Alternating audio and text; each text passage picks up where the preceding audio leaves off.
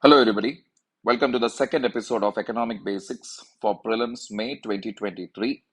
Yesterday, we left our discussion at inflation. What is inflation? It is a persistent increase in the level of prices, whereby which you have to pay more for the same quality and the same quantity of the good. Clear? That basically means when you have to pay more, what it literally does with your purchasing power is your purchasing power decreases as you're paying more to get the same quality and same quantity of good.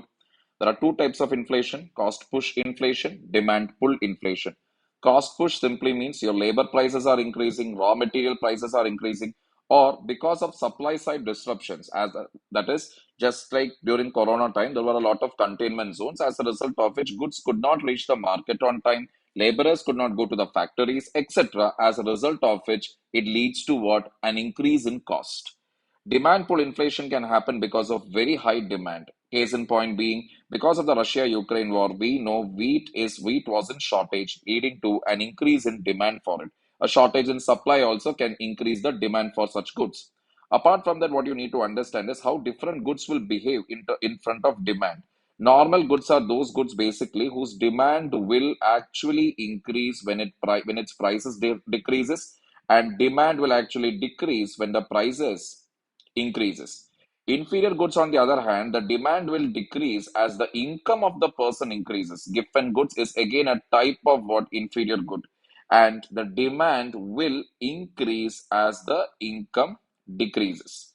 Coming to Veblen goods are basically what you call as the status symbols. That is, these goods, their demand will keep on increasing as the price increases.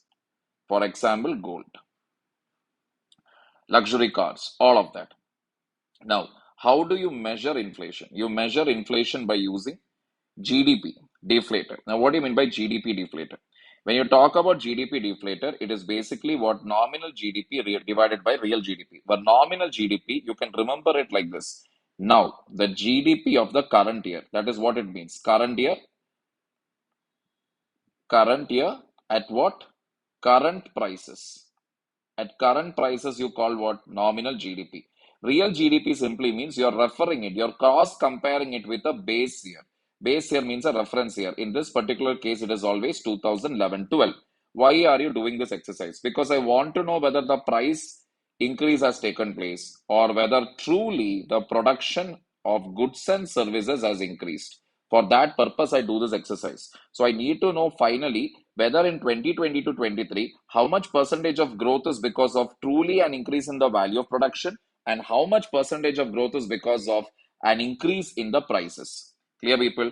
Now, coming to another indicator of inflation is CPI, Consumer Price Index, where you have CPI rural, CPI urban. CPI rural means you have agricultural laborers, rural laborers CPI, and CPI industrial workers, CPI urban non-manual employees. CPI agricultural laborers, CPI rural laborers, and CPI industrial workers, all these three are compiled by the National Statistics Organization under the Ministry of Statistics and Program Implementation, whereas CPI urban non-manual employees alone is compiled by the Labor Bureau under the Ministry of Labor.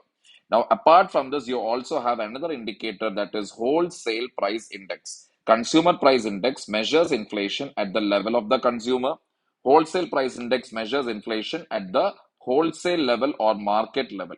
Now, this is important for whom? Wholesale price index. It is important for the producer, as unlike USA, we don't have what is called as producer price index being measured in India. Second thing, consumer price index includes goods and services, whereas wholesale only includes goods. Consumer price index does not include goods like metals or machinery, whereas wholesale price index include goods like metals, machinery.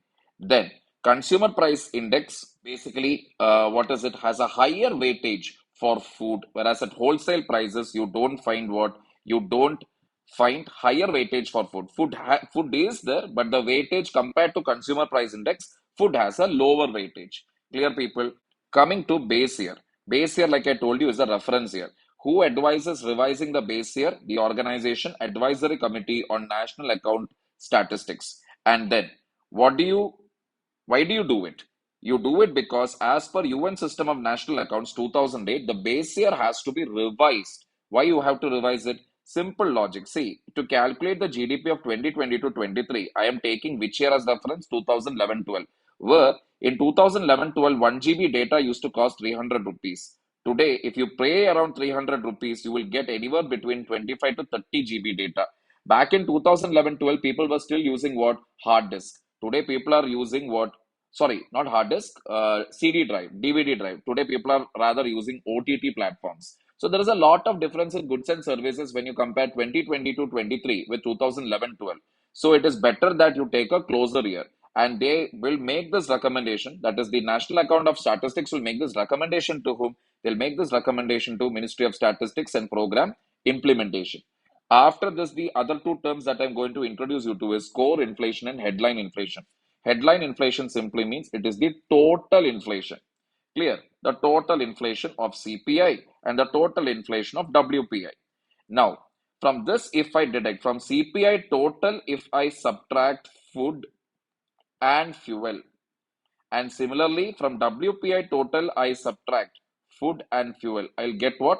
I will get core inflation. Why am I calculating for core inflation? Because food, if you see in India, is dependent on monsoon.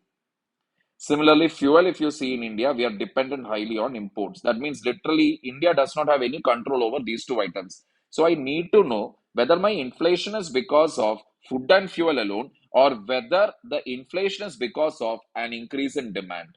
How do I get to know that? From calculating my core inflation value, I'll get to know whether there is a huge demand in the market or whether inflation is largely being fed by food and fuel alone. Now, let me introduce you to a concept called stagflation. Stagflation is a condition where you have high unemployment and high inflation, a case which was experienced during Great Depression back in 1930, the Great Lockdown, that is the Corona pandemic, as well as the Great Recession of 2008. Clear people?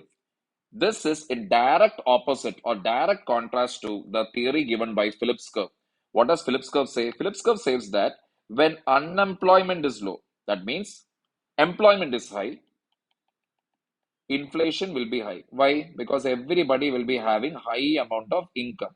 Correct? Unemployment is low means maximum people are employed. So, because of that, income will be high, inflation will be high. On the contrary, when unemployment is high, more amount of people are out of job, so income will be less and therefore inflation will also be less. In other words, inflation is inversely proportional to what? Unemployment. But stagflation clearly shows us that inflation and unemployment can coexist as we witnessed during these three conditions. Clear, people? Now, the next $1 million question is how do we control inflation? What do you mean by money supply? How is money supply related to inflation and who controls inflation? And that is where I am going to introduce you to the third episode of our series, where I'll be introducing you to banking as well as monetary policy.